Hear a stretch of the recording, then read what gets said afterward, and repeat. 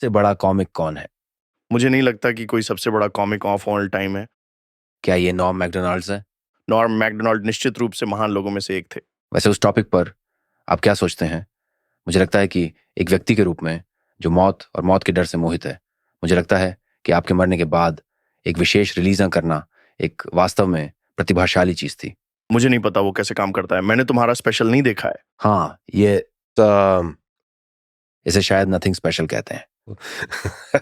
जो कुछ नॉर्मन कहेंगे ऐसा लगता है। और ये बेसिकली उनके सामने है। मेरा मतलब है, मैं कल्पना करता हूँ कि वह इसे इस तरह एडिट नहीं करना चाहते होंगे, क्योंकि ये देखने में अधिक सुंदर बनाया गया है जितना मुझे लगता है कि वह शायद इसे पसंद करता। ये वही है जो स्क्रीन के सामने होता है, जैसे एक जूम कॉल पर मजाक करते हुए, जैसे कोल्ड जोक्स के बिना। सच में? हाँ, और किसी तरह से जैसे उसके लिए, अगर आपको ड्राई डार्क ह्यूमर पसंद है तो ये काम करता है, क्योंकि ये लगभग खुद का मजाक उड़ा रहा है, उस गड्ढे का लगभग मजाक उड़ाना जिसमें हम अकेले फंसे थे। और क्योंकि वह अभी भी ऐसे एक्टिंग कर रहा है जैसे वह ऑडियंस के सामने है, और लगभग ये मजाक बना रहा है कि ये वह चीज है जो हमें करने के लिए मजबूर किया गया है। मतलब ये काफी समझदारी है, ये अच्छी तरह से किया गया है।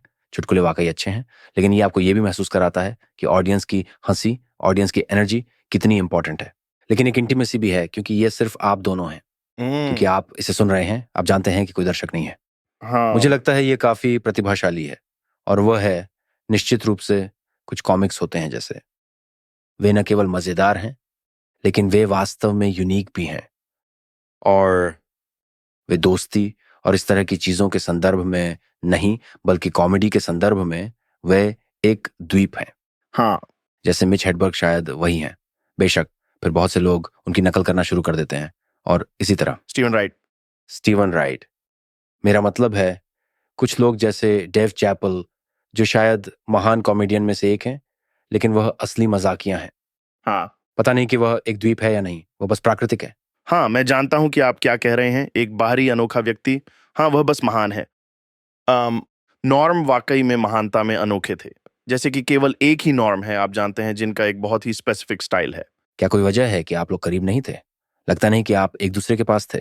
मैं उसे पसंद करता था, वो बहुत अच्छा था। उससे बात करना हमेशा अच्छा लगता था।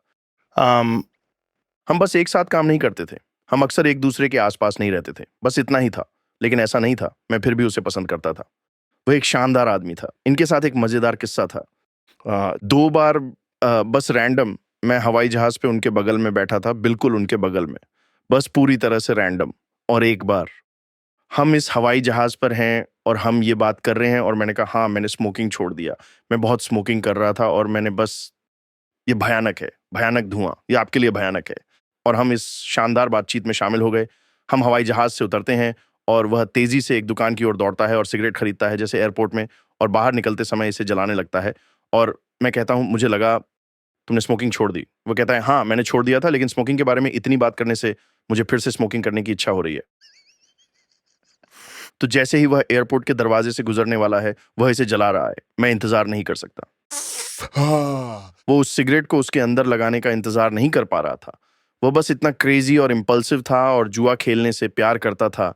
जुआ खेलना पसंद था। और इस तरह उसने जोक को सच में जी लिया, जैसे कुछ लोग बस एक नॉन सेक्विटर, हास्यास्पद और बेतुकी तरीके से जीते हैं, और आपको समझ में ही नहीं आता। हाँ, वह वही था। Non stop. नॉर्म के बारे में कुछ भी आर्टिफिशियल नहीं था। वह हमेशा ऐसे ही रहता था।